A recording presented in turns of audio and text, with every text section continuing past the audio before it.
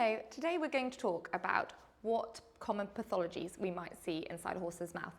So when your dentist comes to rasp the teeth, or vet, they might just rasp some sharp enamel points that we've talked about in previous videos, but there's also a lot of other things that can go wrong inside a horse's mouth. So today we are going to touch upon overgrowth, diastemata and infundibular caries. There are other things that can go wrong inside a horse's mouth, but that's going to be covered in a different video. I'm Misha Mickelwright and I'm a BAEDT member. I also own my own veterinary dental practice in the heart of Leicestershire.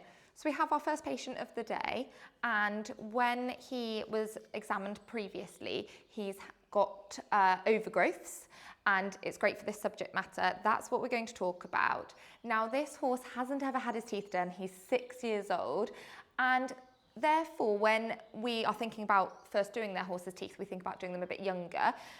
This horse has come into the clinic so that I can reduce the overgrowth in a controlled setting and show you, our audience, why they get overgrowths. So we are going to have a look at the screen over here.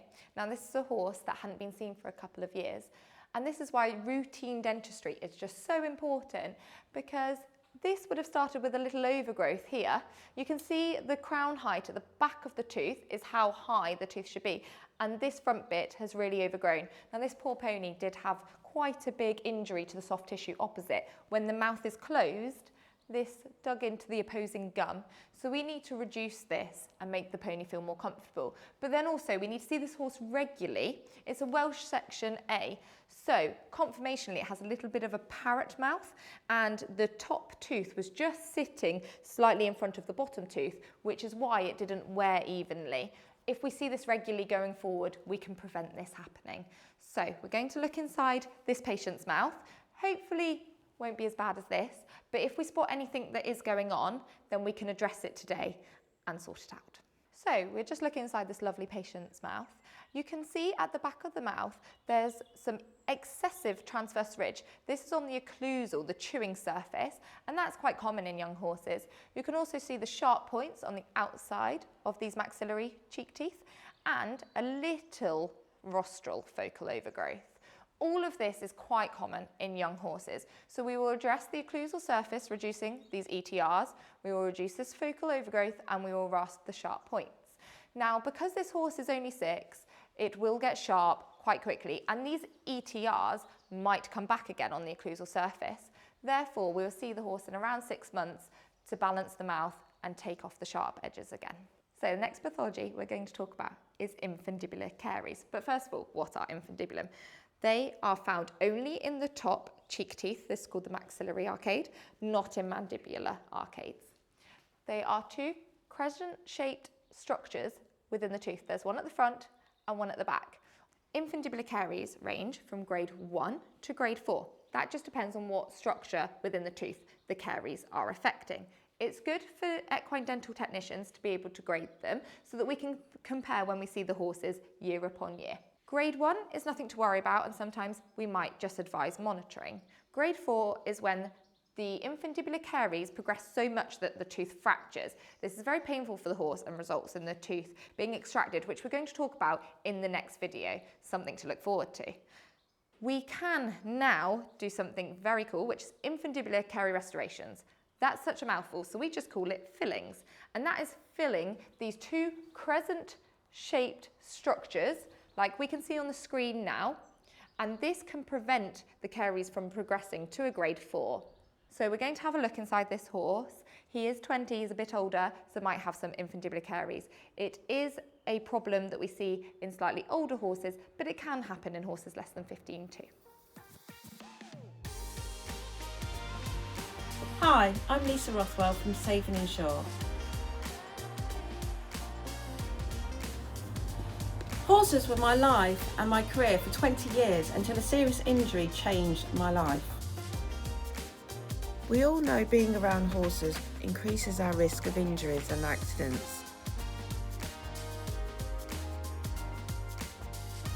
Life can change in an instant. Having the right insurance in place means you're fully protected when it matters most.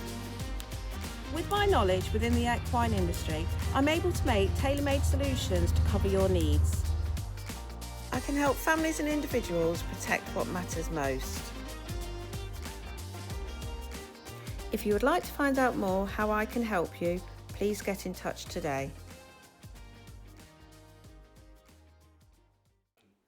So I've just washed the patient's mouth out. Now I'm going to have a look with a mirror to see if I can see any pathology or any infundibular caries like what we've just discussed.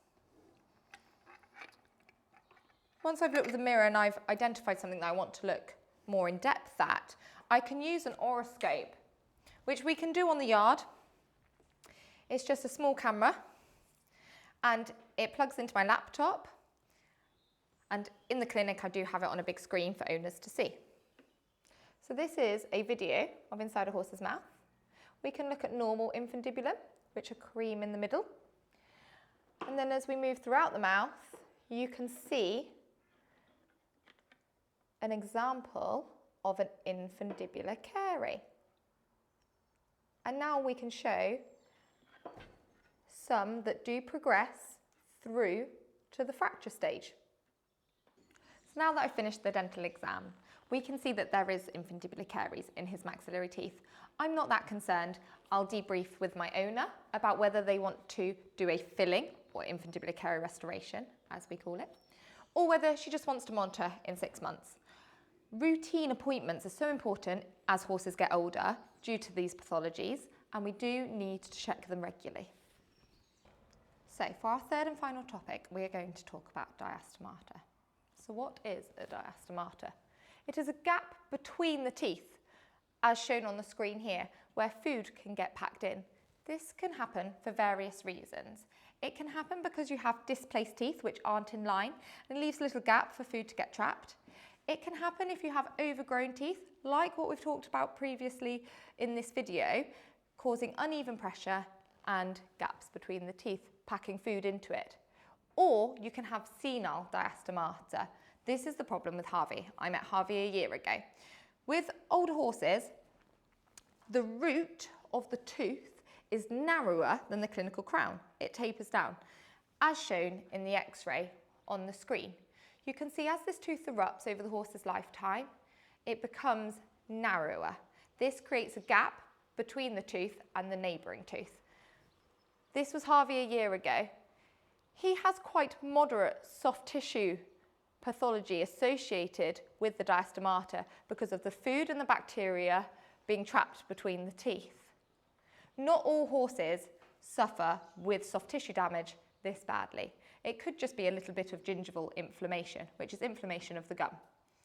However, you won't always know that sometimes they don't show any clinical signs, so your equine dental technician might find it on a routine dental exam. However, in a case where there is quite moderate periodontal pocketing, as shown in this picture, horses could show examples of clinical signs such as quidding, which is where they spit out balls of food, mainly hay, that isn't formed as a bolus properly, and the horse doesn't feel confident enough to swallow this because they can't chew it enough, and it comes out as a bolus of hay on the floor, as a quid ball. So, we have washed out Harvey's mouth, and now we're just going to have a look at the oroscope. I like to do this so that I can compare the images from last time, and I have a record. I can also assess any periodontal pocketing quite easily, and as you can see, isn't it cool that owners can see what's happening inside your horse's mouth? So here is some food packing causing some gum disease. So when we pick that out, it would be red and it might bleed a little, and that's what we need to prevent. As we go back the arcade, you can see here where the gum has healed previously, where there was a pocket. It's not very smooth in texture, but you can see that it has healed. Again, there's no diastemata there.